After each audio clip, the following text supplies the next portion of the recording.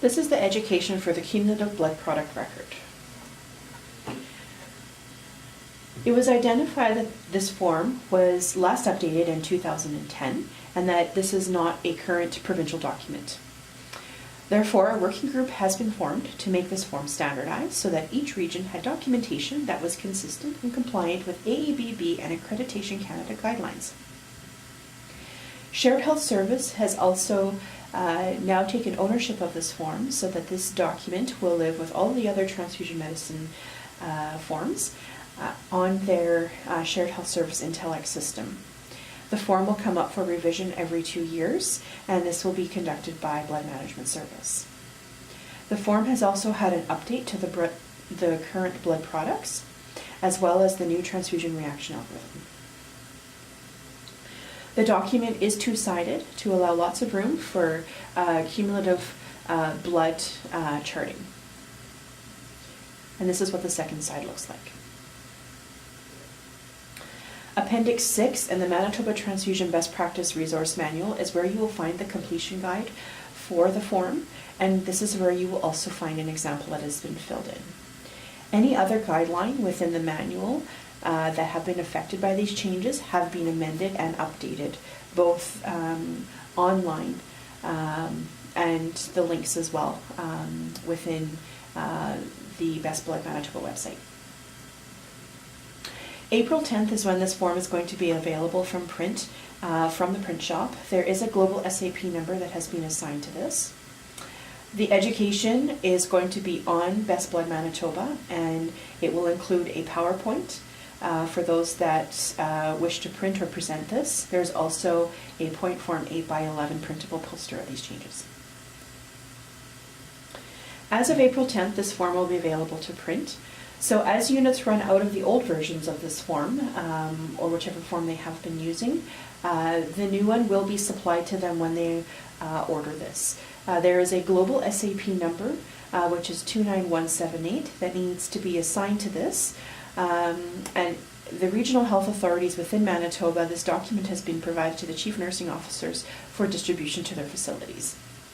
It is expected that this form will be completely implemented as the standard documentation for blood and blood products for the province in 1 year by April 10th, 2020.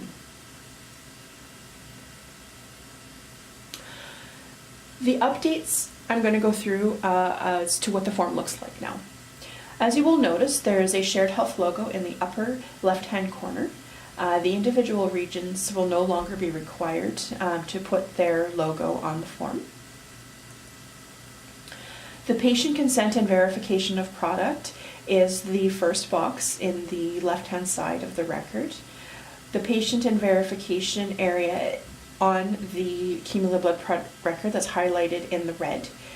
This is where a check mark will be required once verification of consent has been done within the chart and that the two authorized providers have verified that the correct product has been issued to the intended patient. It is expected that the transfusionist has ensured a patent IV has been established, that a pre-transfusion assessment has been complete, that vital signs and education have already been provided to the patient before this form has been initiated. The box next to the consent and verification area is the current assessment for suspected transfusion reactions. Once a transfusion has been established, after the first 15 minutes to make that assessment, is going to go in the area that is highlighted here, and we're going to chart either yes or no. An N will be charted with explanation from A here. If a patient is not symptomatic, then we're going to document no and proceed with the transfusion. And if we are noticing that the patient has new onset symptoms and we are suspecting a transfusion reaction, we are going to document Y, make a note in the intervention section to point the reader to the IPN where we are going to chart our assessment. The blood product list with the current acceptable abbreviations have been listed in the blood product list here. If you do not see a blood product that you are administering that has been issued by the blood bank, please check on the product monograph section of Best Blood Manitoba for the correct abbreviation, and you can chart that in the blood product and group. Only products that are issued from the blood bank need to be charted on this form. Or if they have a product monograph, they need to be charted on this form. Otherwise, the documentation is not required. The date and time field are the first two boxes. And then the consent and verification, as I stated earlier, is the second box. This is going to be the area where we are going to write down the blood product, the group, and the RH with the abbreviation. The donation number, or the lot and sequence number, this is where on blood products you're going to find a sticker on the back of the bag. So things like red blood cells, platelets, and plasma, you're going to have a row of stickers, and this is where that donation number is listed. That can be peeled off and attached onto here. For derivatives, the sticker can also be attached. It will take up more space. It should take up a total, an exact 4 boxes on the record. It's important to note that if you do not want to put the sticker on there for derivatives, you can chart both the lot number and the sequence number legibly. They can be handwritten, and that goes for the donation number as well. The vital signs area has a complete set where you can put your blood pressure, your temperature, your heart rate, your respiratory rate, what your patient's oxygen saturation is, as well as what oxygen therapy they may be on. There is a area that is going to prompt the transfusionist to return the record of transfusion to the blood bank, and this needs to be done after the initiation of the blood product. And the reason to return the record of transfusion at the beginning is to close the vein-to-vein loop within the blood product system trace line. The intervention section, there is a new area on here that I will get into, but if there is any intervention that are quite lengthy that need more explanation, please direct the reader directly to the IPN progress note and chart appropriately there. Also on here is the area to put what the total volume infused of the blood product that has gone into the patient. So this needs to be charted at the end of the transfusion, as to what the total amount of product that has been infused, and this should also be listed on the patient's fluid balance record. The initial column has been separated into 2 boxes, as there are 2 authorized healthcare providers that need to do the initial 2-person product patient verification. For the remainder of the transfusion, it's only a 1 nurse signature to verify that the vital signs and that there are no indications of transfusion reaction. All charts should include a signature page where your full signature is charted. The product notification area, this is a check that needs to be done, and it needs to be provided to the patient on discharge from the facility.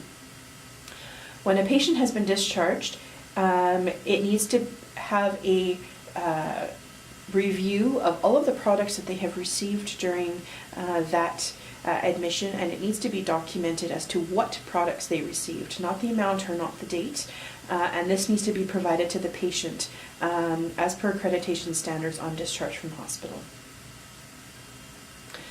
This is what a patient notification record looks like. This will be available by SAP number. That number is being assigned and will be put on the Best Blood Manitoba website as to where you can order this. That will have just the Best Blood Manitoba logo on it. It's a business card size, and this will need to be filled out by the discharging personnel to go through the cumulative blood product record and check off all products that the patient received on the admission. For outpatient visits, it can be reused, but it should be required to be given to patient to have written documentation of what product that they received. If this card is not available in your facility, acceptable to accreditation standards is to provide this on the patient's discharge instruction sheet if that is provided to the patient. On the bottom of the form, you are going to find the SAP number that is now a global SAP number, which is unchanged for the Winnipeg Regional Health Authority. BBM is also, the website is also referenced on the bottom of the sheet, where you can find more explanation of the cumulative blood product record. This is now an example of what a filled out cumulative blood product record looks like. This one has the patient's demographics in the upper right hand corner. We have the date, we have the time, the consent of the transfusion verification has been done. The patient is receiving red blood cells, which is taken from here, and it's O positive. The donation number for the red blood cells has been written in this instance, and the vital signs have been taken at the onset of transfusion. The transfusion has been started. The 2 signatures are required. After 15 minutes, a second set of vital signs have gone through. Patient is not having any indication of a transfusion reaction. The record of transfusion has been filled out and has now been sent, and a signature has been added to verify that that has been done. As the vital signs carry on through, as per our protocol for red blood cells, vital signs are done every hour. At the completion of the infusion, the volume has been written as infused. There's been no signs of transfusion reaction, and the initials are done. 1 hour post-infusion, the vital signs are done and charted. No reaction. We're good to go. The next day, patient is required to have some albumin, 25%.